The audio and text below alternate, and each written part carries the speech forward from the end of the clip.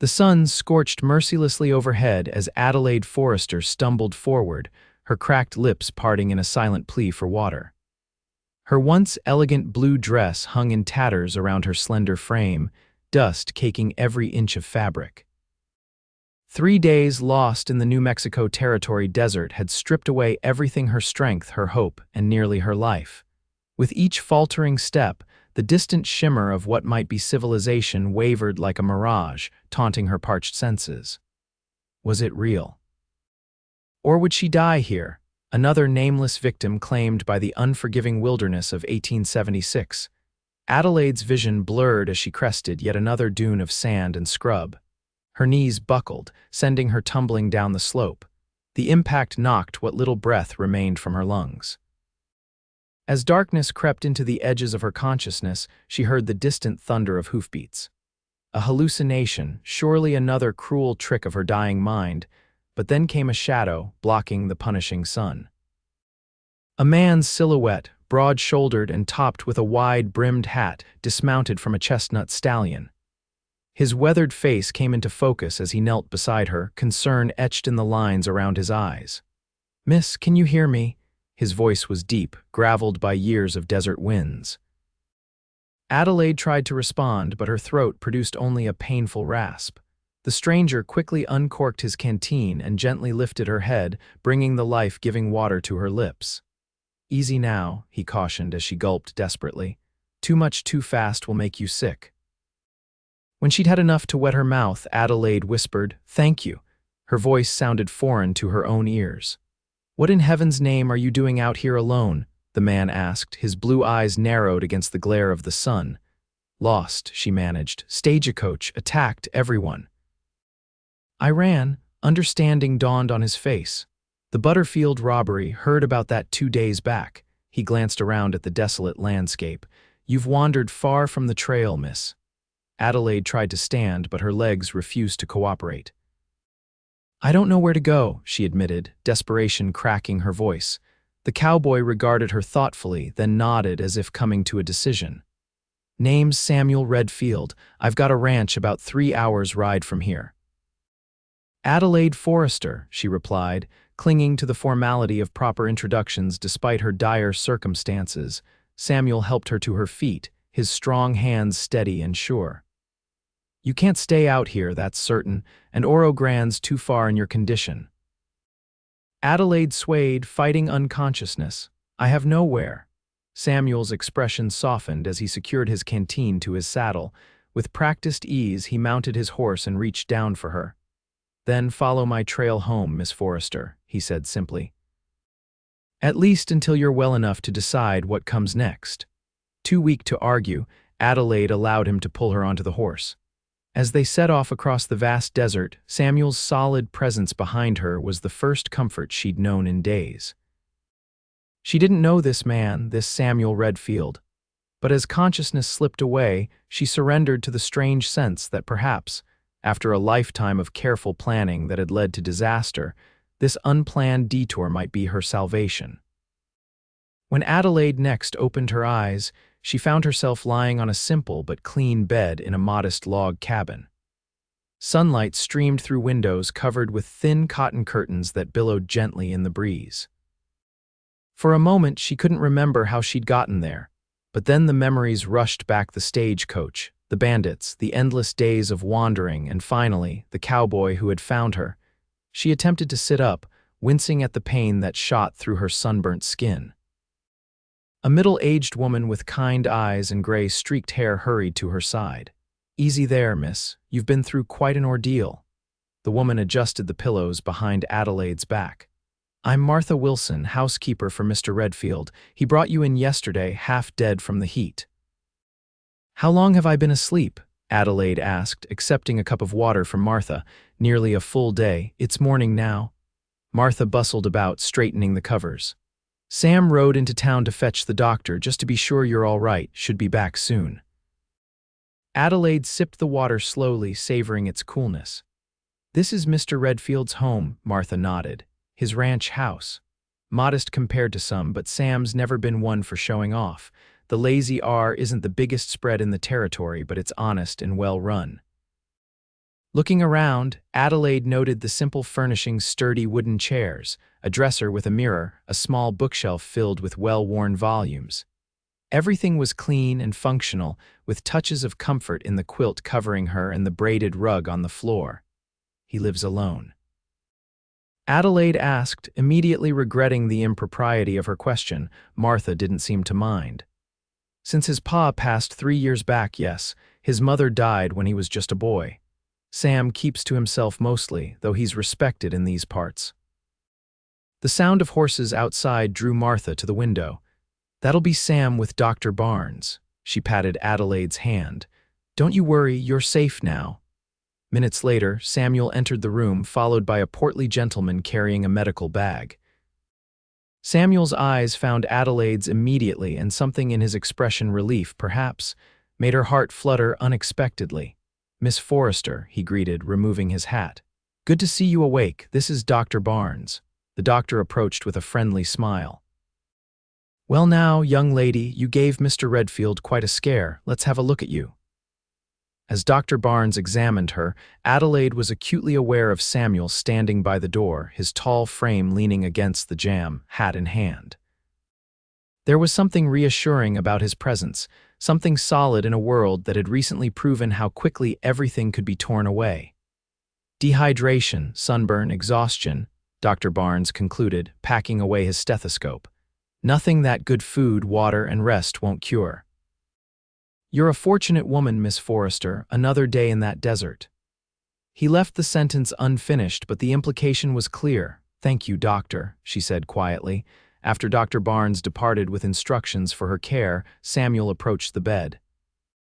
Up close, she could see the fine lines around his eyes, not from age, for he couldn't be more than 30, but from years squinting against the sun.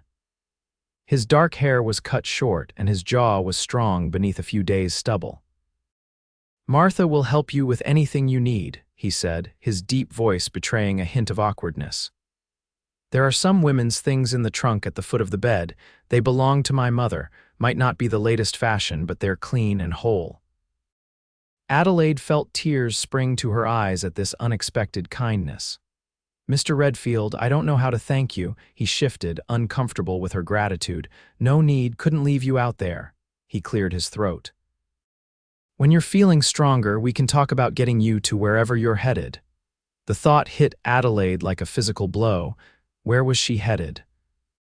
The stagecoach had been taking her to Santa Fe, where she had planned to take a position as a schoolteacher, a last resort after her father's death had left her penniless. But her letters of introduction, her modest savings, everything had been in her trunk on the stagecoach. Everything was gone. I don't know where I'm going, she admitted, her voice barely audible. Samuel studied her, his blue eyes intent. Then you'll stay here until you figure it out, no rush. With that, he nodded and left the room, leaving Adelaide to wonder at the strange twist of fate that had brought her to this place, to this man's home. Outside the window, she could see the vast New Mexico landscape stretching to the horizon, beautiful, dangerous, and utterly foreign to the Boston society in which she had been raised. She had come west to start anew, but never had she imagined beginning quite like this. 3 days passed before Adelaide felt strong enough to leave her room. Martha had been a constant presence, bringing meals, helping her wash, and providing clean clothes from the trunk Samuel had mentioned. The dresses were simple but well made, dating perhaps 10 years back in style. Adelaide had altered one to fit her smaller frame, grateful for the sewing skills her father had considered a waste of her education. On the 4th morning, she ventured into the main room of the ranch house. It was larger than she had expected, with a stone fireplace dominating one wall and a long dining table occupying the center. The furniture, like that in her room, was sturdy and practical.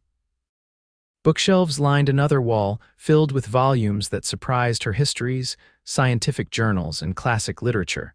Samuel was nowhere to be seen, but Martha was kneading bread dough at a large wooden table in the adjoining kitchen. "Good morning," Adelaide called softly. Martha looked up with a warm smile. "Well now, look at you up and about. Come sit before you wear yourself out." She gestured to a chair at the kitchen table. Adelaide obliged, still feeling weaker than she cared to admit. "Where is Mr. Redfield? Out with the cattle since dawn." "He'll be back for dinner." Martha pushed a cup of coffee toward her. "How does it feel to be vertical again?" "Strange," Adelaide admitted, "but wonderful. I've never been one for lying about." Martha chuckled. "Sam said you'd be up sooner than the doctor advised. Said you had a determined look about you." Adelaide wondered when Samuel had formed this opinion.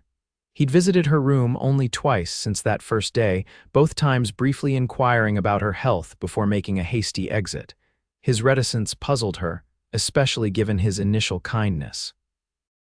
"He's not comfortable around illness," Martha explained, seeming to read Adelaide's thoughts. "Lost his mother to fever when he was young, left a mark on him." Adelaide nodded, sipping her coffee. "He's been very generous, allowing me to stay. Sam's a good man." Martha shaped the dough into loaves with practiced movements. "Quiet, keeps to himself, but good to the core. This territory needs more men like him. How long has he been ranching here?" "His father started the Lazy R about 25 years ago. Sam was just a boy then. When his pa died, some thought he'd sell up young man alone with all this responsibility, but he's built it into something his father would be proud of." Martha slid the loaves into the oven. "Now, enough gossip. Are you strong enough to help me shell these peas?" "Doctor said light activity would do you good." Adelaide spent the morning assisting Martha with small tasks, learning about the ranch and the nearby town of Oro Grande as they worked. By midday, exhaustion forced her back to bed, but she felt a sense of accomplishment at having contributed, however minimally, to the household that had taken her in. That evening, she joined Samuel and Martha for dinner. Samuel seemed surprised to see her at the table but pulled out a chair for her with quiet courtesy. "Miss Forrester, good to see you on your feet." "Thank you, and please call me Adelaide. After saving my life, I think we can dispense with formalities." A ghost of a smile touched his lips. "Adelaide, then, and I'm Samuel, or Sam, if you prefer." The meal was simple but delicious: roast beef, potatoes, and fresh bread. Adelaide was startled by her appetite, devouring 2 full helpings before remembering her manners. "The food is wonderful, Martha," she said, feeling a blush rise to her cheeks. "Best way to regain your strength," Martha replied approvingly. Samuel ate quietly, occasionally asking Martha about supplies needed from town or commenting on ranch matters. Adelaide found herself studying him when he wasn't looking, the way his large hands handled his cutlery with unexpected grace, the thoughtful set of his mouth, the flecks of gold in his blue eyes when the lamplight caught them. "Adelaide was telling me she was headed to Santa Fe to teach school," Martha said, breaking a brief silence. Samuel looked up with interest. "A teacher? What subjects?" "Literature, mathematics, and history primarily," Adelaide replied. "I studied at the Boston Female Seminary." "Educated woman," Samuel nodded. "Santa Fe would be lucky to have you." "Unfortunately, my letters of introduction and all my possessions were lost in the stagecoach robbery," Adelaide said, forcing herself to face the reality she'd been avoiding. "I'm not sure the school will hire me without them." Samuel considered this. "Oro Grande's looking for a teacher. Old Mrs. Hinton retired last spring. Children have been running wild ever since." Adelaide's heart quickened. "Are you suggesting I apply for the position?" "Might be worth looking into," he said with a shrug. "Town's smaller than Santa Fe, but decent folks. I ride in tomorrow if you'd like to come along, see the place, meet the town council." The offer caught her off guard. It was a practical solution, but accepting would mean letting go of the plan she'd clung to during those desperate days in the desert. Still, what choice did she have? "I'd appreciate that very much," she said finally. Samuel nodded once, as if the matter were settled. "Good. We'll leave after breakfast." Later, as Adelaide prepared for bed, she gazed out her window at the stars scattered like diamond dust across the vast New Mexico sky. In Boston, the city lights and buildings had obscured much of the night sky. Here, the heavens seemed close enough to touch. It was terrifying and exhilarating all at once, much like the prospect of building a new life in this wild territory. She thought of Samuel Redfield, this quiet cowboy who had saved her from certain death and now offered a path forward. There was something about him, a depth, an integrity that intrigued her. In Boston, she had been courted by polished gentlemen with smooth words and calculated charm. Samuel was their opposite in every way, and yet she found herself more drawn to him after 3 days than to any of her former suitors after months of acquaintance. "Don't be foolish," she whispered to herself. "He's being kind, nothing more." Still, as sleep claimed her, it was Samuel's blue eyes she saw, steady and true as the North Star in this unfamiliar sky. The journey to Oro Grande the next morning took nearly 2 hours by wagon. Adelaide wore one of Samuel's mother's dresses, a simple blue cotton that Martha had helped her adjust. Her hair was neatly pinned beneath a borrowed bonnet, and she carried a small reticule containing the few personal items she had managed to keep during her desert ordeal: a handkerchief embroidered by her mother, a small silver locket, and a well-worn copy of Emerson's essays that had been in her pocket rather than her trunk. Samuel drove the wagon with capable hands, pointing out landmarks as they traveled a distant mesa, a creek that ran full in spring, the boundaries of his property. Adelaide was struck by the beauty of the landscape, so different from the lush greenery of Massachusetts. Here, the earth revealed itself in bold strokes of red, gold, and brown, with the sky an impossibly vivid blue above. "It's beautiful," she said, breaking a comfortable silence. Samuel glanced at her, surprise evident in his expression. "Most Easterners find it harsh." "It is harsh," she acknowledged, "but honest. There's no pretense here. The land is exactly what it appears to be." He studied her with new interest. "That's an unusual way of looking at it," Adelaide smiled. "Perhaps I'm becoming an unusual woman." "Perhaps you always were," he replied quietly, returning his attention to the trail ahead. Oro Grande appeared suddenly as they rounded a bend, a collection of buildings nestled in a small valley, with mountains rising in the distance. It was indeed small, perhaps 40 structures in all, but Adelaide could see a church steeple, a 2-story building that must be a hotel, and various businesses lining the main street.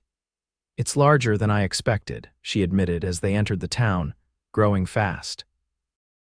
"The silver mine opened 5 years back, brought in workers, businesses." Samuel nodded toward a white clapboard building. "That's the schoolhouse, 1 room, about 30 children when they all show up." They continued down the main street, drawing curious glances from townspeople. Adelaide felt suddenly self-conscious, aware of her borrowed clothes and her status as a stranger. Samuel seemed oblivious to the attention, pulling the wagon to a stop in front of a building marked Masterson's General Store. "Need to pick up supplies," he explained, helping her down from the wagon. "Walter Masterson's also head of the town council, good man to talk to about the teaching position." Inside the store, Adelaide was greeted by the familiar smells of coffee, leather, and dry goods. A balding man with spectacles looked up from behind the counter, his face breaking into a wide smile. "Sam Redfield, didn't expect you until next week." His gaze shifted to Adelaide, curiosity evident. "And who might this be, Walter?" "This is Miss Adelaide Forrester," Samuel said. "Miss Forrester, Walter Masterson." Adelaide offered her hand. "A pleasure to meet you, Mr. Masterson. Likewise, Miss Forrester." Walter shook her hand, his expression curious. "New to these parts?" Samuel briefly explained Adelaide's circumstances, omitting the more harrowing details of her desert ordeal. "Miss Forrester is a trained teacher. Thought she might be interested in the position here in Oro Grande." Walter's eyebrows shot up. "Is that so? Well now, that is fortunate timing. We've been advertising back east, but no takers yet." He studied Adelaide with new interest. "Boston trained, you say? What about references?" "Lost in the robbery," Adelaide admitted. "But I can demonstrate my knowledge, and I'm sure the school in Boston would send confirmation of my credentials if you write to them." Walter scratched his chin thoughtfully. "The council meets tomorrow evening. Could you come back then, make your case directly?" Adelaide glanced at Samuel, who nodded. "I'd be happy to," she replied. "Excellent." Walter clapped his hands together. "Now, while you're here, let me introduce you to some folks. First impressions count for a lot with the council." The next hour passed in a whirlwind of introductions. Walter led them to the hotel dining room where several townspeople had gathered for lunch. Adelaide met the mayor and his wife, the banker, the doctor, and various merchants. Everyone was polite, though she caught several curious glances between Samuel and herself, clearly wondering about their relationship. "Sam rarely brings visitors to town," whispered the milliner, Mrs. Holloway, as she showed Adelaide her small selection of bonnets. "And never a young lady." "You must be special." Adelaide felt her cheeks warm. "Mr. Redfield has been very kind, but our acquaintance is brief and circumstantial." Mrs. Holloway smiled knowingly. "Of course, dear, but kindness is where many great loves begin, wouldn't you say?" Before Adelaide could formulate a response, Samuel appeared at her side. "Ready to continue our tour, thought you might like to see the schoolhouse." The schoolhouse was a simple building with rows of wooden desks facing a larger desk and blackboard. Sunlight streamed through the windows, illuminating motes of dust in the still air. Adelaide walked slowly down the center aisle, trailing her fingers along the desks, imagining them filled with children eager to learn. "It's a good space," she said, turning to find Samuel watching her. "What are the students like?" "Ranch children mostly, some from town. Ages 5 to 16, all in one room." He leaned against the doorframe. "Tough kids, but good-hearted. Need a firm hand, though." Adelaide nodded, picturing herself at the teacher's desk. It wasn't the position in Santa Fe she had planned on, but there was something appealing about this simple classroom in this small town. Perhaps here she could make a real difference. "I think I could be happy teaching here," she said softly. Samuel's expression was unreadable. "Town would be lucky to have you." They spent another hour in Oro Grande, visiting the church and meeting the preacher, before beginning the journey back to the ranch. As they left town, Adelaide felt a curious mixture of hope and uncertainty. The people had been welcoming, the prospect of teaching exciting, but it all hinged on the council's decision. "Thank you for bringing me today," she said as the town disappeared behind them. Samuel nodded, his eyes on the trail. "Seemed the practical thing to do." Is that all it was, practical? The question slipped out before she could stop it. He glanced at her, surprise evident in his expression. For a moment she thought he wouldn't answer, but then he spoke, his voice low. "No," he admitted. "Not all."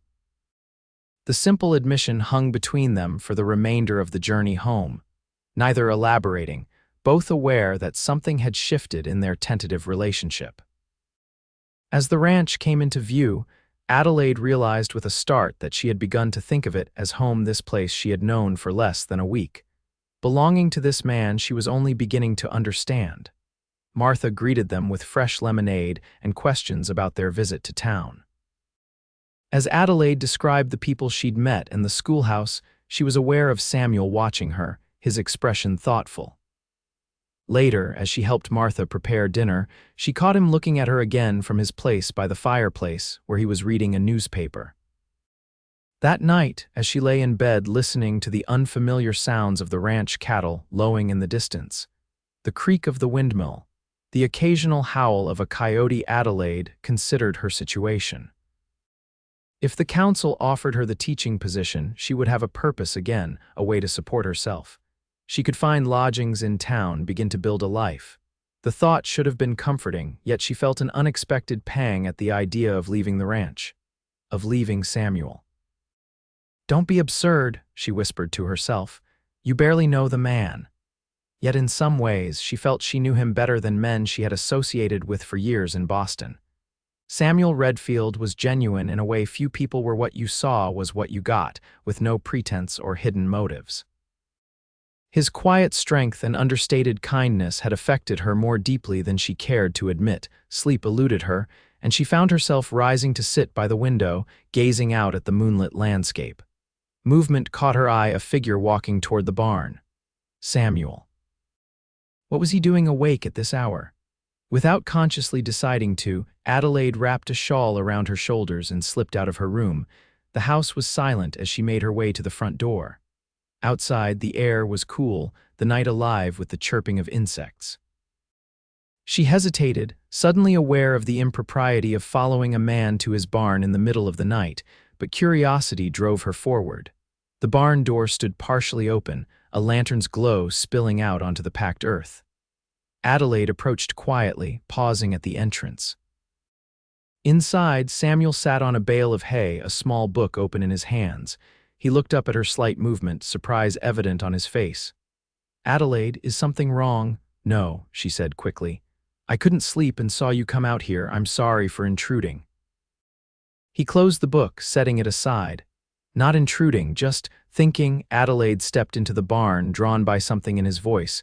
"May I join you, or would you prefer to be alone?" He gestured to another hay bale. "Company's welcome." She sat, adjusting her shawl around her shoulders. In the lantern light, Samuel's features were softened, the usual reserve in his expression less pronounced. The book beside him caught her attention, a small, leather-bound volume with worn edges. "What were you reading?" He hesitated before answering. "Poetry, Whitman." The admission surprised her. "I wouldn't have guessed you for a poetry reader." A faint smile touched his lips. "Most wouldn't. My mother loved books, taught me to read before I was 5. My father thought it was a waste of time for a rancher, but he shrugged. Some habits stick." Adelaide felt a warmth spread through her at this glimpse beneath his stoic exterior. "Which poem?" He picked up the book, turning to a marked page. "When I heard the learned astronomer know it," she nodded. "I do." "When I sitting heard the astronomer where he lectured with much applause in the lecture room, how soon unaccountable I became tired and sick. Till rising and gliding out I wandered off by myself in the mystical moist night air, and from time to time looked up in perfect silence at the stars," Samuel finished softly. They sat in companionable silence for a moment, both looking toward the open barn door where stars were visible in the black velvet of the night sky. "Why that poem tonight?" Adelaide finally asked. Samuel was quiet for so long she thought he might not answer. When he did, his voice was low, almost hesitant. "Reminds me of what matters, not what people say or think, but what's real." He glanced at her. "Like you said today about the land, no pretense." Adelaide felt a connection in that moment, a recognition of something kindred in this man, so different from herself in background and experience. "I understand," she said simply. He studied her face in the lantern light. "I believe you do." The air between them seemed charged suddenly, filled with unspoken possibilities. Adelaide became acutely aware of their solitude, of the impropriety of their situation, and yet she couldn't bring herself to leave. "The council will likely offer you the position tomorrow," Samuel said, changing the subject abruptly. "You seem certain." "Walter was impressed, said so when you were talking with the preacher's wife." He looked down at the book in his hands. "Town needs a teacher, you need a position." "Makes sense." "Yes," she agreed, "very practical." His eyes met hers again, "But that's not all it is." Adelaide's heart quickened at the echo of their earlier conversation. "What else is it then?" Samuel set the book aside and stood, moving to the barn door. He looked out at the night for a long moment before speaking. "You'll be good for Oro Grande. The children, the town, they need someone like you." It wasn't what she had hoped he might say, but there was something in his voice, a warmth, a certainty that touched her nonetheless. "Thank you," she said softly. "That means a great deal coming from you." He turned back to her. "We should get some rest. Long day tomorrow." Adelaide nodded, rising from the hay bale. As they walked back to the house together, their steps falling into natural rhythm, she found herself wishing the path were longer. At the door to her room, they paused. "Good night, Adelaide," Samuel said, his voice low. "Good night," she replied, reluctantly entering her room. As she settled back into bed, Adelaide realized that Samuel had called her by her given name without hesitation, a small thing, perhaps, but significant coming from a man so formal in his ways. Sleep came easier now, and her dreams were filled with poetry and starlight. The town council meeting the next evening was held in a small room at the back of the church. Adelaide wore her best borrowed dress, a deep green that Martha assured her brought out the color in her eyes, and carried the small satchel containing her few possessions and the book of Emerson's essays as evidence of her literary knowledge. Samuel drove her to town in the wagon, mostly silent but offering an encouraging nod as they arrived. "I'll wait at the hotel," he told her. "Take as long as you need." The council consisted of 5 men, including Walter Masterson. They sat at a long table at the front of the room, while a dozen or so townspeople occupied chairs facing them. Adelaide recognized several faces from her previous visit: the mayor's wife, the milliner, the preacher. Their presence was reassuring.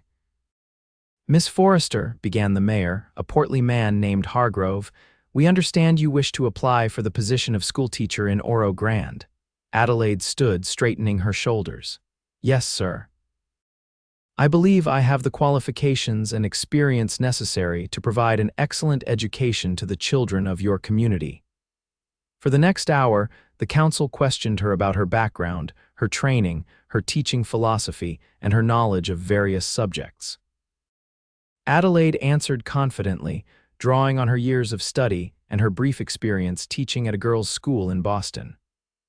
When asked to demonstrate, she wrote complex mathematical equations on a small slate, recited passages from Shakespeare and the Bible, and explained the principles of grammar. "Well, Miss Forrester," Mayor Hargrove said finally, "I must say I'm impressed. Your credentials, or what we can verify of them, are exemplary." "There is, however, the matter of your situation," interjected another councilman, a thin man named Peterson. "A young woman, unmarried, with no family or connections in the territory. It's unusual, to say the least." Adelaide felt her cheeks warm. "My circumstances are indeed unusual, Mr. Peterson, but I assure you my character is beyond reproach. I came west seeking independence and an opportunity to use my education to benefit others." "She's staying at the Redfield Ranch," Peterson continued, addressing the other councilmen. "Some might consider that improper." Before Adelaide could respond, Walter Masterson spoke up. "Sam Redfield is one of the most honorable men in the territory. His offering shelter to Miss Forrester speaks to his character, not against hers." Mrs. Holloway rose from her seat among the townspeople. "If it's propriety you're concerned about, Miss Forrester can board with me. I have a spare room above the millinery shop." Adelaide turned to the older woman with gratitude. "That's very kind of you, Mrs. Holloway." Mayor Hargrove cleared his throat. "Well, that settles that concern. Any other questions for Miss Forrester?" When no one spoke, the mayor asked Adelaide to wait outside while the council deliberated. In the church vestibule, she paced nervously, wondering what they were saying behind the closed door. After what seemed an eternity but was probably only 15 minutes, Walter Masterson appeared. "The council has reached a decision," he said, his expression giving nothing away. "Please come back in." Heart pounding, Adelaide returned to the room. The faces of the council members were serious, but she thought she detected a glint of approval in Walter's eyes. "Miss Forrester," Mayor Hargrove began formally, "after careful consideration, the Town Council of Oro Grande is pleased to offer you the position of schoolteacher, beginning immediately. The term starts in 3 weeks. Salary is $40 per month, plus boarding with Mrs. Holloway as arranged." "Do you accept these terms?" Relief and joy flooded through Adelaide. "Yes, Mr. Mayor, I accept with gratitude and promise to serve this community to the best of my abilities." Applause broke out among the townspeople, and several women came forward to congratulate her. Mrs. Holloway hugged her warmly, already talking about curtains for her room and introducing her to the ladies' sewing circle. In the flurry of congratulations and questions, Adelaide found herself looking toward the door, wishing Samuel were there to share the moment. When she finally extricated herself, promising to return the next day to discuss curriculum with the previous teacher's notes, Adelaide hurried to the hotel. Samuel was waiting in the dining room, a coffee cup in front of him. He stood as she entered, his expression questioning. "They offered me the position," she said, unable to keep the smile from her face. "I start in 3 weeks." For a moment, Samuel's expression was unguarded pleasure, pride, and something deeper shining in his eyes. "Congratulations," he said, pulling out a chair for her. "Never doubted they would." "Mrs. Holloway offered me a room above her shop," Adelaide continued, sitting down. "I'll move in next week once I've had a chance to prepare for classes." Samuel nodded, his expression now carefully neutral. "Practical arrangement."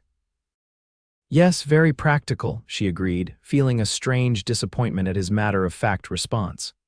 What had she expected? That he would ask her to stay at the ranch? That was impossible, of course, improper.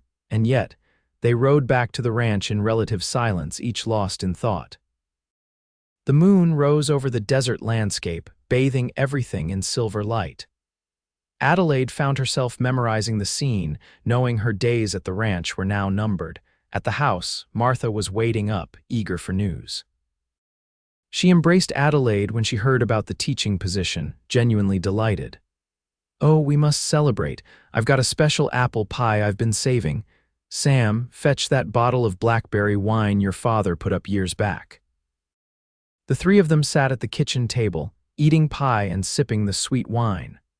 Martha dominated the conversation, asking about the school, the children, what Adelaide would teach. Samuel said little, but his eyes rarely left Adelaide's face as she spoke animatedly about her plans. When Martha finally retired for the night, leaving them alone at the table, a silence fell between them. "Thank you," Adelaide said finally, "for everything, finding me, bringing me here, helping me secure this position. I don't know how I'll ever repay you." Samuel shook his head. "No repayment necessary. Anyone would have done the same." "No," she said firmly, "not anyone. You're unique, Samuel Redfield." He looked up at the use of his full name, meeting her gaze directly. "So are you, Adelaide Forrester." The moment stretched between them, filled with unspoken thoughts. Finally, Samuel stood, collecting their empty plates. "It's late. You should rest." Adelaide rose as well, oddly reluctant to end the evening. At her door, she paused, turning back to find him watching her from the kitchen doorway. "Good night, Samuel," she said softly. "Good night," he replied.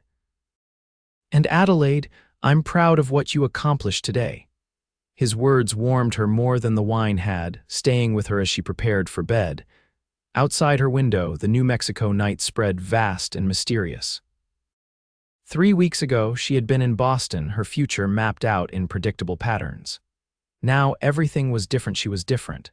The desert had stripped away her old certainties, leaving her raw and open to new possibilities. And Samuel Redfield, this quiet cowboy with his unexpected depth, had somehow become central to those possibilities in ways she was only beginning to understand. The next week passed in a blur of activity. Adelaide divided her time between preparing for her teaching duties and helping Martha around the ranch house.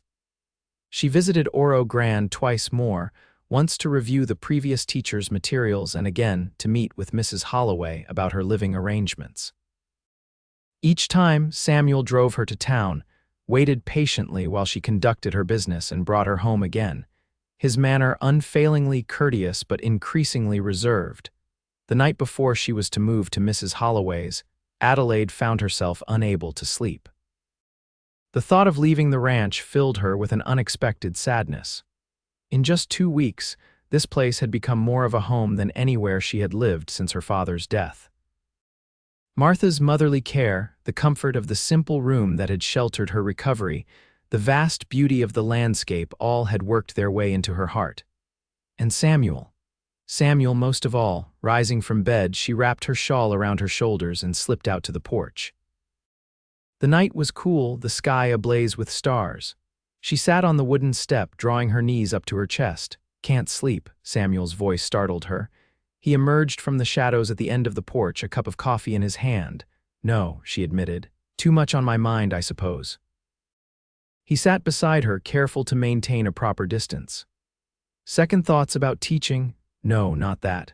Adelaide hesitated, uncertain how much to reveal, just thinking about how much has changed in such a short time.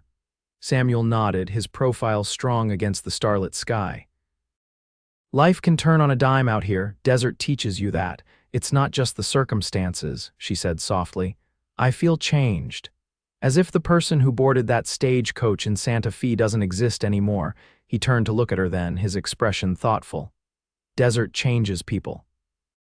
Strips away pretense, shows what you're really made of." He paused. "What you showed was strength, courage." The compliment warmed her. "I don't feel particularly strong or courageous most of the time." "Don't have to feel it to be it," he said simply. They sat in companionable silence for a while, listening to the night sounds, the distant howl of coyotes, the soft nickering of horses in the corral. "I'll miss this place," Adelaide said finally. "It's been more than just shelter." Samuel's hands tightened around his coffee cup. "You're welcome here anytime. Martha would like that. She's grown fond of you." "And you?" The question slipped out before she could stop it. For a long moment he didn't answer, and Adelaide feared she had overstepped. When he finally spoke, his voice was low, almost rough. "I'll miss seeing you at breakfast, hearing you help Martha in the kitchen, the way you look at everything like it's brand new." He paused. "The way the house feels different with you in it." The admission, so simple yet so revealing, made Adelaide's heart race. "Samuel, it's not proper what I'm feeling," he interrupted, staring straight ahead. "You're educated, refined, I'm just a rancher, and you've only been here 2 weeks, not even recovered from your ordeal. It's not right for me to have these thoughts." Adelaide reached out, placing her hand lightly on his arm. "What thoughts?" He looked down at her hand, then up at her face. In the moonlight, his eyes were dark, intense. "That I don't want you to go, that I want to know everything about you, that sometimes when you smile, I forget to breathe." The naked honesty in his voice touched something deep inside her. This was not the practiced flattery of Boston suitors, but something raw and real, like the desert, like the man himself. "I have thoughts too," she whispered. "Improper ones, about a man I've known for only 2 weeks. A man who saved my life and asks for nothing in return. A man who reads Whitman in his barn at night and notices how I look at the world." Samuel's gaze held hers, searching. "Adelaide." "I don't know what happens next," she continued. "I don't know if these feelings are real or if they're born of extraordinary circumstances, but I know they exist, and denying them doesn't make them any less true." He reached out slowly, his calloused fingers brushing a strand of hair from her face. The gentle touch sent a shiver through her. "What do you want?" he asked, his voice barely audible. Adelaide took a deep breath, courage born of the night's intimacy. "Time to know you better, to understand these feelings." Samuel nodded, his hand dropping back to his side. "Time," he agreed, "and distance maybe, to be sure." "Not too much distance," she said, the corner of her mouth lifting in a small smile. He returned the smile, the gesture transforming his face. "I'll be in town often, ranch business, and I'll need supplies for the school, books, paper."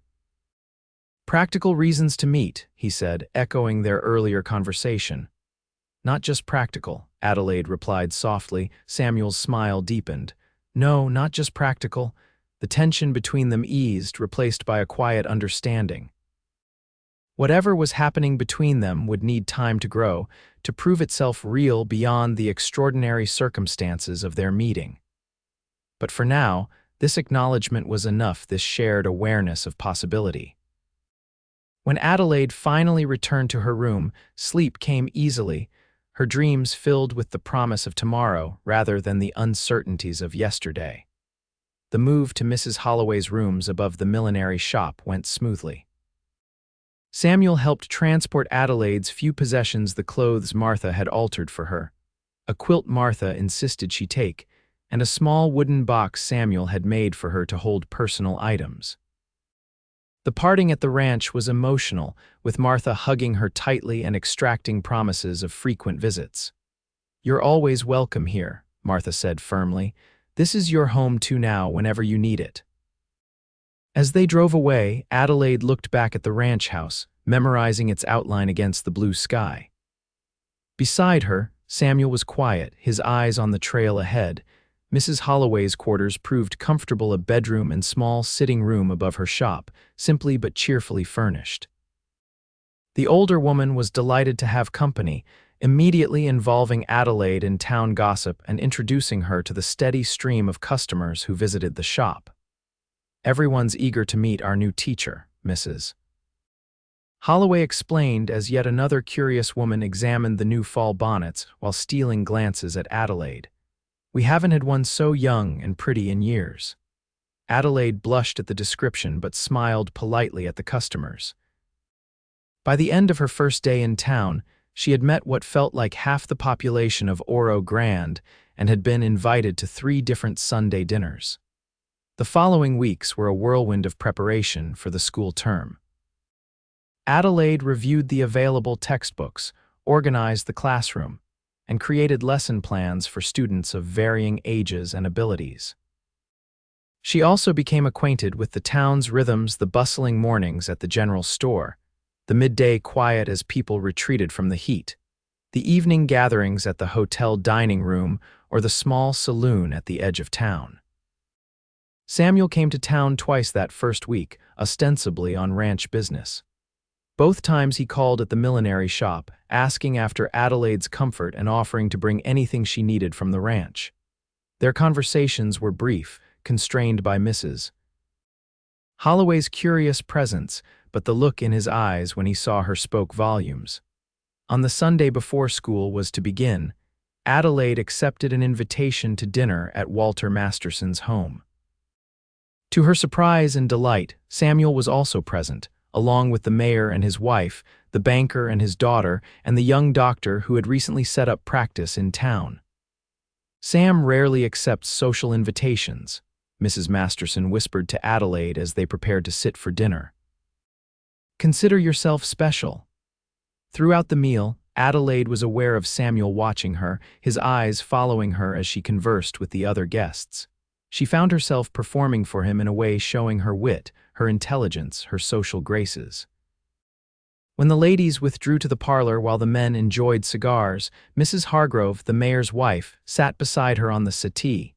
"Mr. Redfield seems quite taken with you," she observed, her tone casual but her eyes shrewd. "I've known Sam since he was a boy. Never seen him look at anyone the way he looks at you." Adelaide felt her cheeks warm. "We're merely acquaintances, Mrs. Hargrove." The older woman patted her hand. "Of course, dear, but acquaintances can become more, especially in a place like this. Oro Grande needs good families, stable marriages. A man like Sam Redfield would make an excellent husband for a woman of character and education." The blunt matchmaking might have offended Adelaide in Boston, but here in the territory, such directness seemed natural, even refreshing. Still, she chose her words carefully. "Mr. Redfield is indeed an admirable man, but my focus now must be on my teaching duties. The children deserve my full attention." Mrs. Hargrove nodded approvingly. "Well said, but remember, a woman can be both an excellent teacher and an excellent wife. I taught for 3 years before I married the mayor." When the men rejoined them, Samuel managed to maneuver himself to Adelaide's side as coffee was served. "Enjoying yourself?" he asked quietly. "Very much. Everyone has been so welcoming." She glanced up at him. "I was surprised to see you here. Mrs. Masterson says you don't often accept invitations." A faint smile touched his lips. "Had a feeling you might be here." The simple admission warmed her more than the coffee. "I'm glad you came." As the evening drew to a close, Samuel offered to walk Adelaide back to Mrs. Holloway's, a proposal the older woman accepted on her behalf with a knowing smile. The night was cool, the streets of Oro Grande quiet except for piano music drifting from the saloon. They walked slowly, neither in a hurry to end the evening. "Nervous about tomorrow?" Samuel asked, referring to her first day of teaching. "A little," Adelaide admitted. "I want to make a good impression on the children, earn their respect from the start." You have a natural authority about you." She glanced at him, surprised. "Do I? Quiet kind of strength." "People feel it, respond to it." He hesitated. "Saw it that first day, even when you were half dead from the desert." Adelaide's heart quickened at the memory. "What did you see exactly?" Samuel was quiet for a moment, considering. "Determination, will to live, but something else too." "Dignity, maybe. You were dying, but you weren't beaten." No one had ever described her that way before. In Boston, she had been valued for her accomplishments, her manners, her suitable background, never for any inner strength. "Thank you," she said softly, "for seeing that in me." "I'm not sure I saw it in myself." They had reached Mrs. Holloway's shop. Samuel stopped at the bottom of the stairs that led to her rooms, looking up at her as she stood on the first step. The position put them at eye level for once, his tall frame usually towering over her. "Been thinking about what you said," he told her, his voice low. "About time, getting to know each other better." Adelaide nodded, not trusting herself to speak.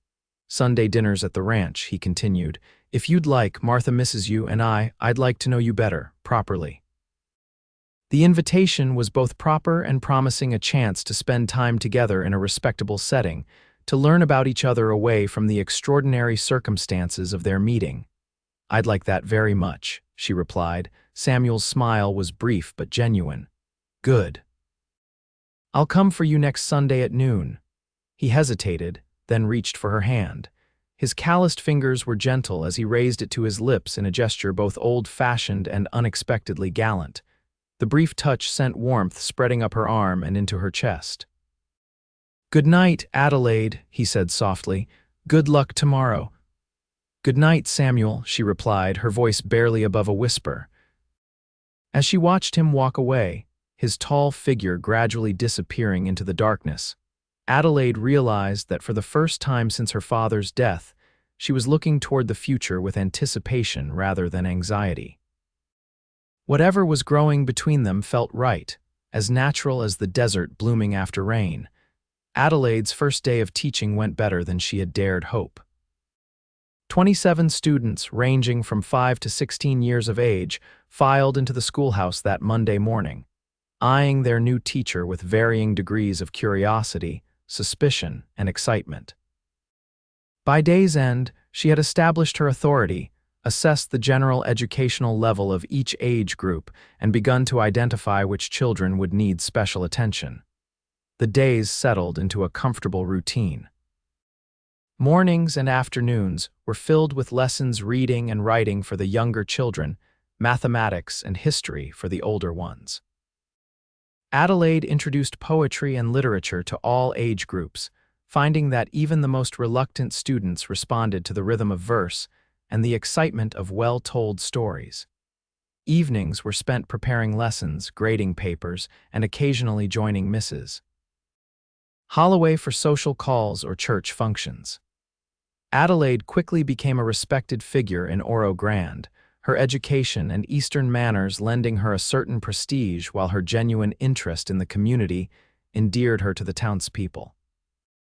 True to his word, Samuel came for her the following Sunday at noon. The sight of him standing beside his wagon, hat in hand, sent a flutter through Adelaide's chest that had nothing to do with the brisk October air. Dinner at the ranch became a weekly tradition. Martha would prepare a feast roast chicken, fresh bread, vegetables from her garden, and the three of them would eat at the kitchen table, sharing news of the week. After dinner, Martha would invariably find a reason to occupy herself elsewhere, leaving Adelaide and Samuel to talk. Sometimes they sat on the porch, watching the sun set over the distant mountains. Other times, if the weather was cool, they remained at the kitchen table or moved to the chairs by the fireplace. Samuel spoke of his daily work, the challenges of ranching, his plans for expanding his herd. Adelaide told him about her students, the books she was reading, her growing adjustment to life in the territory. With each Sunday, they revealed more of themselves, moving beyond surface details to deeper truths. Adelaide learned about Samuel's childhood, his mother's early death, his father's stern but loving guidance, his struggle to balance his love of books with the practical demands of ranch life.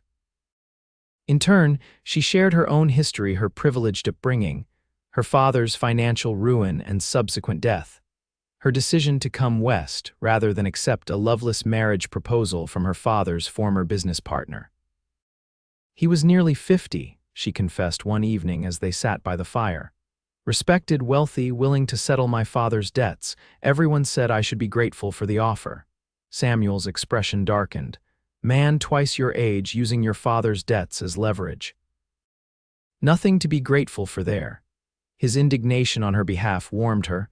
"My thoughts exactly, so I sold what little remained of value and purchased a ticket west, better to face unknown hardships than a known unhappiness." Samuel was quiet for a moment, poking at the fire. "Brave choice," he said finally. "Not many would have that courage or that foolishness," she replied with a small smile. "I nearly died in the desert after all." His eyes met hers, serious and intent. "But you didn't, and now you're here." The simple statement hung in the air between them, pregnant with meaning. Adelaide felt her heart quicken at the look in his eyes, a mixture of admiration, tenderness, and something deeper, something that made her breath catch in her throat. "Yes," she said softly. "Now I'm here." As autumn deepened into winter, their relationship grew along with it. Samuel began coming to town more frequently, often appearing at the schoolhouse at day's end to walk Adelaide back to Mrs. Holloway's. These walks, though brief, became precious opportunities for private conversation away from curious eyes. One crisp December afternoon, as they walked through town, Samuel mentioned an upcoming dance at the hotel. Christmas celebration, he explained. Whole town attends, music, dancing, food. Adelaide had heard about the event from her students. It sounds wonderful. Mrs. Holloway has already begun planning what we'll wear. Samuel cleared his throat. Thought maybe you might attend with me if you'd like. The invitation, formal and slightly awkward, touched Adelaide deeply. She knew what it would mean in a small town like Oro Grande, a public declaration of his interest in her. I'd be honored, she replied, her smile revealing more than her words. The night of the dance arrived, clear and cold with stars brilliant in the winter sky. Adelaide wore her best dress, a deep blue silk that Mrs. Holloway had altered to the current fashion, adding lace at the collar and cuffs. She had arranged her hair in an elegant style with soft curls framing her face and borrowed a pair of pearl earrings from Martha, who had insisted she take them.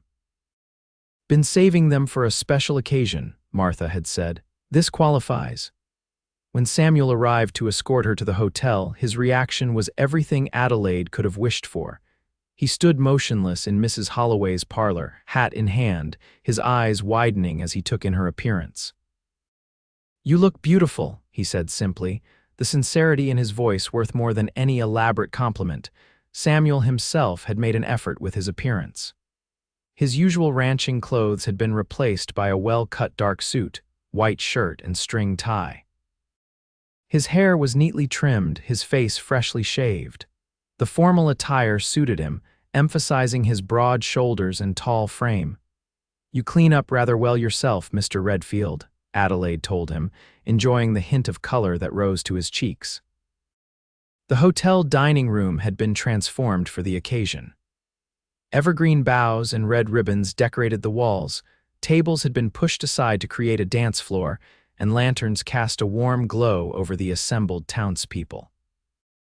A small group of musicians, 2 fiddlers, a guitarist, and a man with a harmonica provided lively music that had several couples already dancing when Adelaide and Samuel arrived.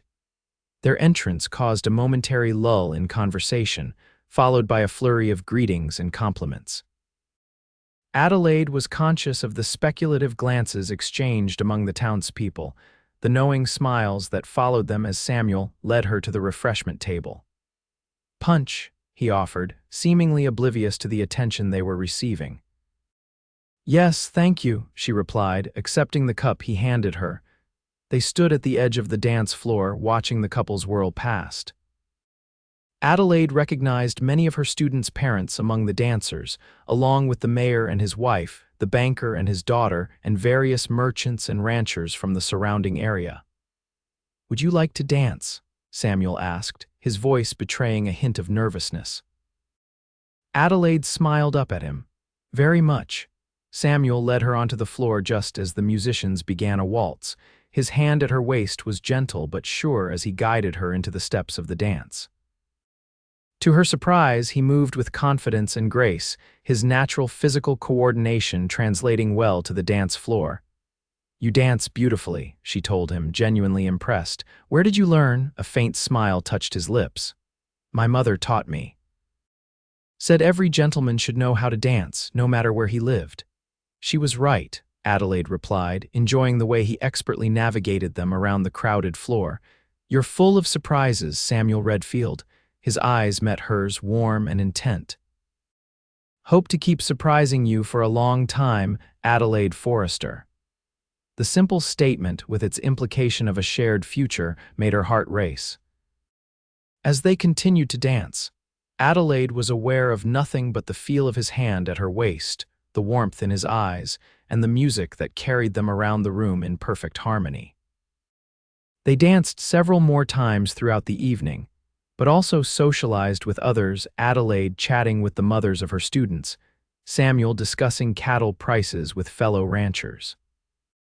Yet no matter where they were in the room, Adelaide was constantly aware of Samuel's presence, his eyes finding hers across the crowd, his attention returning to her like a compass needle to true north. As the evening drew to a close, Samuel collected Adelaide's shawl and escorted her outside. The night had grown colder, their breath visible in the crisp air as they walked slowly toward Mrs. Holloway's shop. "Enjoyed myself tonight," Samuel said, breaking a comfortable silence. "More than I expected to." Adelaide glanced up at him. "Because of the company, I hope." His smile was visible in the moonlight. "Entirely because of the company." They had reached the stairs to her rooms. Samuel took her hand, his thumb tracing small circles on her palm. The simple touch sent shivers up her arm. "Adelaide," he began, then hesitated. "These past months, getting to know you, been the best time of my life." Her heart quickened at the earnestness in his voice. "For me as well." Samuel took a deep breath as if gathering courage. "Been thinking a lot about what happens next, what I want, what might be possible." Adelaide waited, hardly daring to breathe. "I know it hasn't been long," he continued, "and I'm not asking for answers now, but I want you to know that my feelings." He stopped, frustration evident in his expression. "Words don't come easy to me." "They don't need to," Adelaide said softly. "I understand." And she did. This man, so strong and capable in his actions, struggled to express the emotions that she could see plainly in his eyes. It endeared him to her all the more. Samuel nodded, gratitude in his expression. Then, with gentle deliberation, he drew her closer, one hand moving to cradle her face. "May I?" he whispered. Adelaide's answer was to lift her face to his. The kiss was gentle at first, a soft pressing of lips that sent warmth spreading through her entire body. Then, as she responded, it deepened, becoming something more, a promise, a beginning, a revelation. When they finally parted, both slightly breathless, Samuel rested his forehead against hers. "Been wanting to do that since I found you in the desert," he admitted, his voice rough with emotion. Adelaide smiled, her heart so full she thought it might burst. "I'm glad you waited. It made it all the more special." He kissed her once more, briefly but tenderly, before reluctantly stepping back. "Should let you go in, getting cold." Adelaide nodded, though the December chill was the furthest thing from her mind. "Good night, Samuel." "Good night, Adelaide." He waited at the bottom of the stairs until she was safely inside, his tall figure a steadfast presence in the moonlight. That night, as Adelaide prepared for bed, her lips still tingling from Samuel's kiss, she found herself reflecting on the extraordinary journey that had brought her to this moment. 3 months ago, she had been lost and dying in the desert, all hope seemingly gone. Now she was established in a community that valued her, doing work she loved, and falling in love with a man unlike any she had known before. The desert, which had nearly claimed her life, had instead given her a new one, stripped away pretense and convention, revealing what truly mattered. And Samuel Redfield, with his quiet strength and unexpected depths, mattered more than she had ever imagined possible. The weeks following the Christmas dance were filled with a quiet joy for Adelaide. Her relationship with Samuel grew steadily deeper. Their Sunday dinners at the ranch now including stolen moments of privacy, walks to the creek, when weather permitted, quiet conversations by the fireplace when it didn't. Each meeting brought new discoveries, new connections, new reasons to believe that what was growing between them was real and lasting. In late January, Adelaide received a letter that shattered the peaceful rhythm of her new life. It was from her father's former business partner, Mr. Hollister, somehow tracking her to Oro Grande.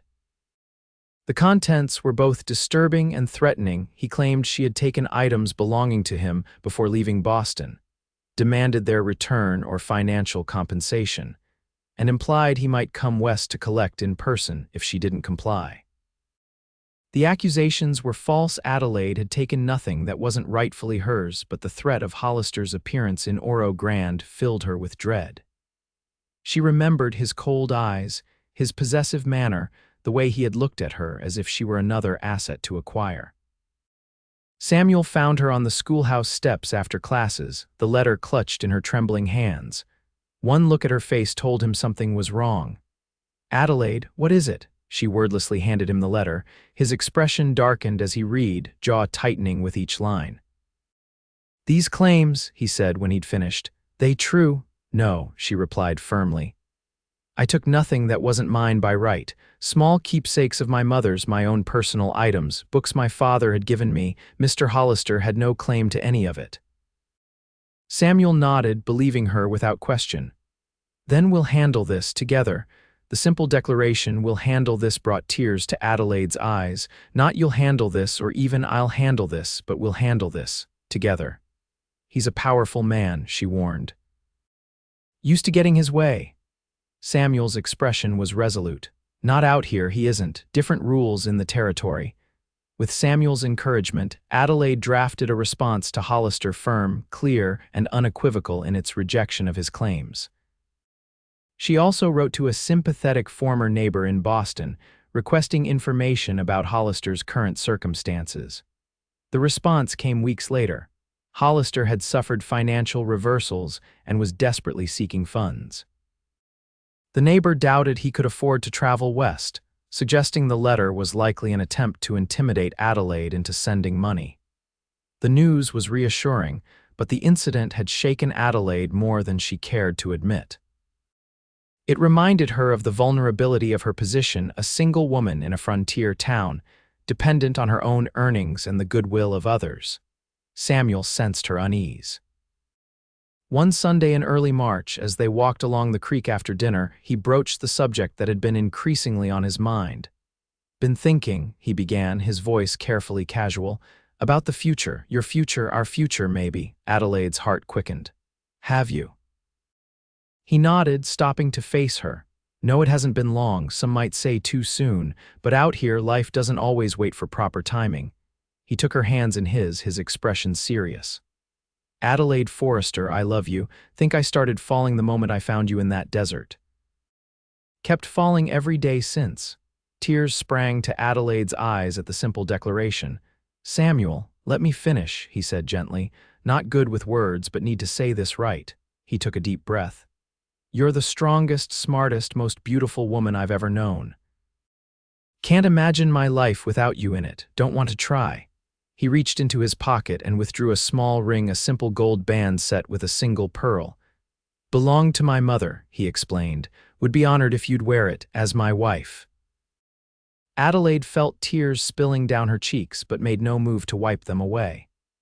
"Are you asking me to marry you, Samuel Redfield?" A smile touched his lips. "Trying to, not doing a very good job of it, I reckon." "You're doing perfectly," she assured him, her voice thick with emotion. "And yes, Samuel, yes, I will marry you." His expression transformed with joy, years seeming to fall away in an instant. With hands that trembled slightly, he slipped the ring onto her finger. It fit as if made for her. "Been carrying this for weeks," he admitted, "waiting for the right moment." Adelaide looked down at the ring, then back up at the man who had given her not just his mother's ring but his heart. "I love you, Samuel. I never expected to find you, especially not in a desert where I thought I would die. But now I can't imagine my life without you either." He gathered her in his arms then, his kiss a promise and a seal to the commitment they had just made. As the March sun dappled the ground around them with patterns of light and shadow, Adelaide felt a sense of rightness, of completion, that she had never known before. They were married in the Oro Grand Church on the first Saturday in April, with wildflowers decorating the altar and the entire town in attendance. Adelaide wore a cream-colored dress that Mrs. Holloway and Martha had worked on together, adding lace from Martha's own wedding gown. Her hair was adorned with desert flowers, and she carried a small bouquet of spring blooms gathered from the creek near the ranch. Samuel, standing at the altar with Walter Masterson as his best man, watched Adelaide walk down the aisle with such undisguised love that several women in the congregation dabbed at their eyes. When the preacher pronounced them man and wife, Samuel's kiss was both tender and possessive, a public declaration of all they had become to each other. The celebration afterward lasted well into the evening, with feasting, dancing, and heartfelt toasts from townspeople who had embraced both the Eastern schoolteacher and the quiet rancher as their own. As darkness fell, Samuel and Adelaide slipped away, riding to the ranch that would now be their shared home. Martha had prepared the house for their return, lighting lamps in the windows and leaving a cold supper on the table. She herself had moved to a small cabin nearer the barn, insisting the newlyweds needed privacy in the main house. "Welcome home, Mrs. Redfield," Samuel said softly as he carried Adelaide across the threshold. The name, her new name, sent a thrill through her. "It sounds wonderful when you say it." Later, as they lay together in the quiet darkness of what was now their bedroom, Adelaide marveled at the journey that had brought them to this moment. From the brink of death in the desert to this, a love deeper and more profound than anything she had ever imagined possible. "What are you thinking?" Samuel asked, his fingers gently tracing patterns on her bare shoulder. Adelaide smiled in the darkness. "That sometimes being lost is the only way to find where you truly belong." Samuel pulled her closer. "You belong here with me, always." "Always," she echoed, knowing with absolute certainty that she was home at last. Spring blossomed into summer, and Adelaide settled into her new life as Mrs. Redfield with joy and purpose. She continued teaching, riding to town each morning on a gentle mare Samuel had trained especially for her, returning to the ranch each afternoon. The arrangement raised a few eyebrows at first. Most married women in the territory gave up outside employment, but the town council, recognizing Adelaide's exceptional abilities as a teacher, supported her decision. The ranch flourished under their combined efforts. Samuel's practical knowledge paired with Adelaide's organizational skills and education proved a powerful combination. She kept the books, wrote correspondence, and suggested improvements that expanded their operations. By late summer, the Lazy R was becoming known as one of the most progressive and successful ranches in the territory. Their personal happiness matched their professional success. The simple ranch house became a true home, filled with laughter, conversation, and love. Adelaide added feminine touches: curtains at the windows, flowers on the table, colorful quilts on the beds, while respecting the practical, unadorned style that suited both Samuel and life on a working ranch. In September, just as Adelaide was preparing to begin her second year of teaching, she discovered she was expecting their first child. The news filled Samuel with a mixture of joy, pride, and anxiety that Adelaide found endearing. "You're not made of glass," she laughed as he insisted on helping her mount her horse one morning. "Women have been having babies since the beginning of time." "Not my baby," he replied stubbornly, "and not my wife." His protectiveness only increased as her pregnancy progressed. By December, Adelaide had reluctantly agreed to take a leave from teaching, with a young woman from a neighboring town hired as a temporary replacement. Though she missed her students, Adelaide found herself enjoying the quieter pace of life at the ranch, preparing for the baby and helping Martha with household tasks she could still manage. Samuel was rarely far from her side, arranging his work so he could be near the house, reading to her in the evenings, his hand often resting on her growing belly to feel their child's movements. "Never thought I'd have this," he confessed one night as they lay in bed, his hand gently caressing her stomach. "A wife, a child on the way, always figured I'd be alone." "Why?" Adelaide asked, covering his hand with her own. He was silent for a moment, gathering thoughts. "After my mother died, my father never remarried, devoted himself to the ranch, to raising me. Taught me that was enough: the land, the work, building something that would last. Didn't teach me about needing people." "And yet you took in a half-dead stranger you found in the desert," Adelaide pointed out gently. Samuel smiled in the darkness. "Couldn't leave you there. Something about you, even then barely conscious, you reached something in me I didn't know was there." Adelaide turned to face him, her hand cradling his cheek. "I'm grateful every day that you found me, that you said those words." "What words?" "Then follow my trail home," she quoted softly. "I didn't know then that you were offering me so much more than shelter." He kissed her tenderly. "Didn't know it myself, just knew I couldn't let you go." Their son was born on a clear, cold February morning in 1877, with Martha and the town doctor in attendance. After hours of labor that left Samuel pacing the porch in agony, their child entered the world with a lusty cry that could be heard throughout the house. "A boy," the doctor announced, placing the swaddled infant in Samuel's trembling arms. healthy as a horse and strong as his daddy. Samuel gazed down at his son in wonder, the tiny face, the shock of dark hair, the perfectly formed fingers curling around his much larger one. When he brought the baby to Adelaide, her exhausted face lit with joy. "He's beautiful," she whispered, cradling their child against her breast. "Perfect." "Just like his mother," Samuel replied, his voice rough with emotion as he sat beside them on the bed. They named him William Thomas Redfield, William for Adelaide's father, Thomas for Samuel's.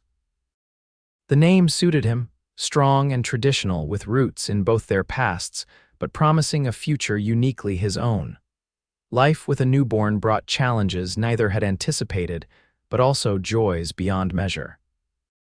Adelaide discovered depths of patience she hadn't known she possessed during sleepless nights with a colicky infant.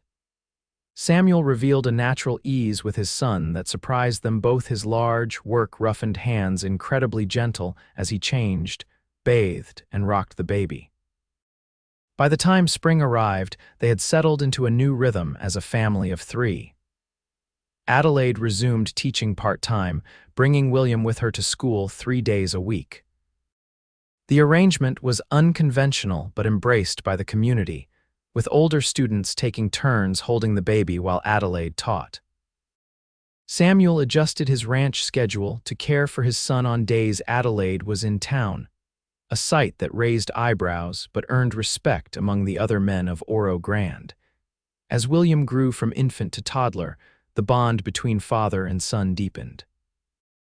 Samuel taught him about horses and cattle, carried him on his shoulders to check fences and water sources, instilled in him a love of the land. Adelaide read to him daily, sang songs from her New England childhood, encouraged his natural curiosity about the world.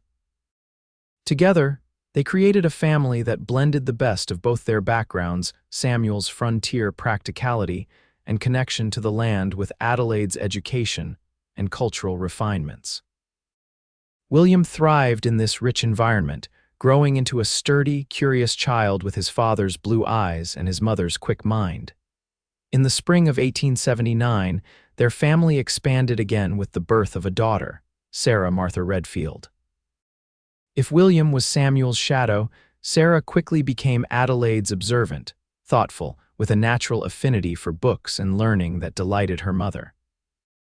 The ranch house, once so quiet and austere, now rang with children's laughter, stories at bedtime, impromptu music when Adelaide played the small piano Samuel had surprised her with on their 2nd anniversary. Life was not without challenges. Drought threatened the ranch one year, forcing Samuel to drive cattle to distant water sources. Adelaide fell ill with fever after Sarah's birth, causing weeks of anxiety before she recovered fully. The territorial governor's policies regarding water rights created conflicts between ranchers and farmers that touched even the peaceful Lazy R. But through it all, Samuel and Adelaide faced each challenge together, their partnership only strengthening with each obstacle overcome. Their love, born in the extremity of the desert, proved equally resilient in the daily trials of life. 5 years to the day after Samuel had found Adelaide wandering the desert, they stood together on the porch of their ranch house, watching William and Sarah play in the yard. The ranch had prospered, expanding to include new pastures and a larger herd. The house itself had grown, with rooms added for the children and improvements that made frontier life more comfortable without sacrificing its essential character. 5 years, Adelaide mused, leaning against her husband's solid frame. Sometimes it feels like yesterday, other times like another lifetime. Samuel's arm tightened around her waist. Best day of my life finding you, even if I didn't know it then. She turned in his embrace to face him, studying the beloved features that had become as familiar to her as her own, the crinkles at the corners of his eyes deeper now, a touch of gray at his temples, but the same steadfastness in his gaze, the same quiet strength in his bearing. When did you know? She asked curiously. That it was something more than just helping a stranger. Samuel considered the question seriously, as he did all her questions. Think it was that night in the barn, reading Whitman, you understood something about me no one else ever had. He smiled, a full smile that still came more easily than it once had. "When did you know?" "The Christmas dance," she replied without hesitation. "When you danced so beautifully and said you hoped to keep surprising me for a long time. I realized then that I wanted nothing more than a lifetime of your surprises." He chuckled, the sound rumbling pleasantly against her. "Got plenty more where those came from, Mrs. Redfield." "I'm counting on it, Mr. Redfield," she replied, standing on tiptoe to kiss him. From the yard came the sound of their children's laughter, William showing Sarah how to throw a lasso with a small rope Samuel had made for him. The sun was setting over the distant mountains, painting the desert in shades of gold and rose. In the corral, horses nickered softly as a ranch hand distributed evening feed. This was their world now, this ranch, these children, this life they had built together. Adelaide thought of the frightened, desperate woman she had been, stumbling through the desert with no hope and no future. How could she have known that the tall cowboy who found her would become her heart's home? That his simple invitation, "Then follow my trail home," would lead not just to physical safety, but to the deepest happiness she had ever known. "What are you thinking about?" Samuel asked, noticing her pensive expression. Adelaide smiled up at him, her heart full. "About trails, how the most difficult ones sometimes lead to the most beautiful destinations." Samuel nodded, understanding as he always did. "Our trail's not finished yet," he said, nodding toward their children. "Got plenty more country to explore together." "Good," Adelaide replied, leaning her head against his shoulder as they watched the sunset paint the desert gold. "Because there's nowhere else I'd rather be, and no one else I'd rather follow." As darkness fell over the New Mexico territory, the Redfield family gathered in their home, the children for bedtime stories, Samuel and Adelaide for quiet conversation by the fire. Outside, the desert that had once nearly claimed Adelaide's life stretched vast and beautiful under star-filled skies. It had been her trial and her salvation, the crucible in which she had discovered her true strength and her heart's true home. And as she drifted to sleep that night in Samuel's arms, Adelaide knew with absolute certainty that being lost had led her exactly where she was meant to be all along.